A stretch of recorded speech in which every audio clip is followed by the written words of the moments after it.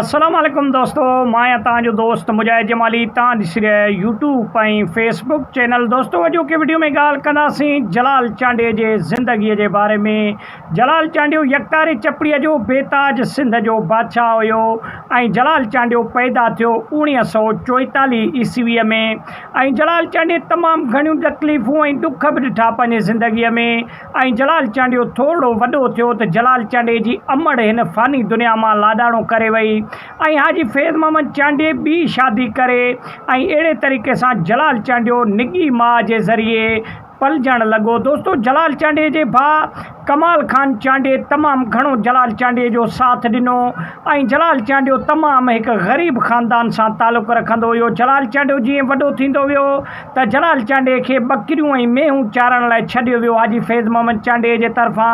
ऐं हाजी फैज़ मोहम्मद चांडियो मोरे जे शहर फुलन में जेको आहे सो रहाकू हुयो ऐं जलाल चांडियो उते पैदा थियो ऐं जिथे पैदा थियो जलाल चांडियो उते ई जलाल चांडिया जो जनाज़ो आयो ऐं जलाल चांडियो अहिड़े तरीक़े सां ॿकरियूं चारींदे मेहूं चारींदे पोइ आख़िर हिकिड़े ॾींहुं हाजी फैज़ मोहम्मद चांडिया खे क़दुरु आयो त जलाल चांडिया खे वञी हिकु दर्ज़ के दुकान ते छॾियो वियो जेको उते ई ॻोठ जे पासे में हुयो।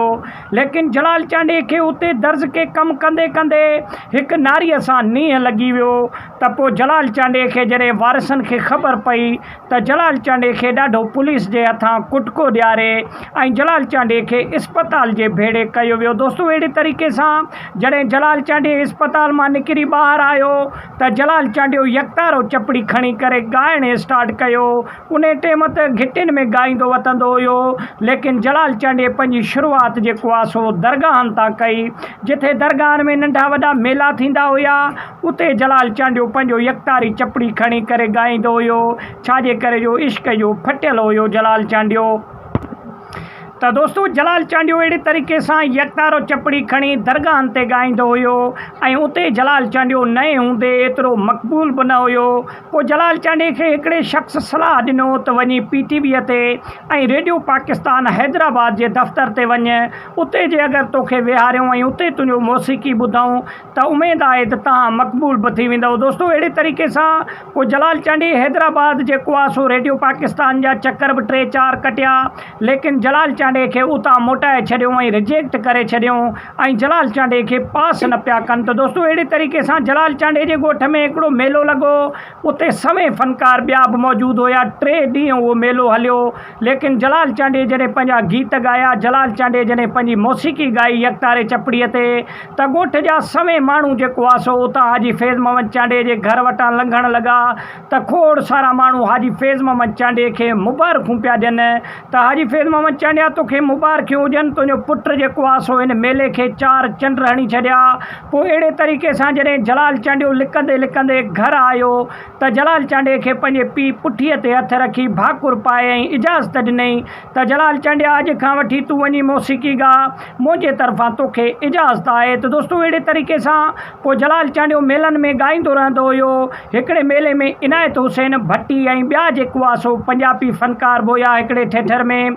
उन मेले में जेको आहे सो जॾहिं इनायतुल्ला भट्टी ॻाए करे लथो हेठि त पोइ जलाल चांडिया जो जॾहिं वारो आयो त पिंडाल खचा खच भरिजी वियो ऐं इनायतुल्ला हुसैन भट्टी पुछा कयो उन जेको पिंडाल खे सजायो वेठो हुयो त उन इनायतुल्ला भट्टीअ खे ॿुधायो त हे सिंध जो बबर शेर फ़नकार यकतारे चपड़ीअ जो बेताज बादशाह जलाल चांडियो आहे, जंहिं हिन मौसीक़ी ॻाए करे 4 चंड हणी छॾिया मेले में ऐं सभिनि फ़नकारनि खे, चाहे सिंध जा हुजनि चाहे पंजाब जा हुजनि, सभिनि फ़नकारनि खे पोइते करे ऐं जलाल चांडियो पंहिंजो यकतारो चपड़ी हवा में लहराए करे ऐं उते नारो हयो त बबर शेर सिंध जो फ़नकार सिर्फ़ु जलाल चांडियो आहे, ॿियो केर ई कोन्हे।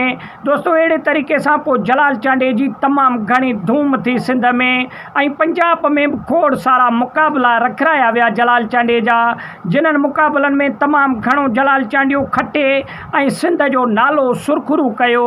ऐं उन खां अलावा जलाल चांडियो पूरी सिंध में ॻाईंदो हुयो ऐं जलाल चांडिया खे पोइ रेडियो पाकिस्तान ते बि छॾियो वियो। जलाल चांडिया रेडियो पाकिस्तान ते बि ॻाए करे ऐं पंहिंजी मक़बूलियत उते बि माणी। ऐं उन खां अलावा जलाल चांडिया जूं 3 पंज ॿार हुया जलाल चांडे खे, 3 शादियूं थियल हुयूं जलाल चांडे खे।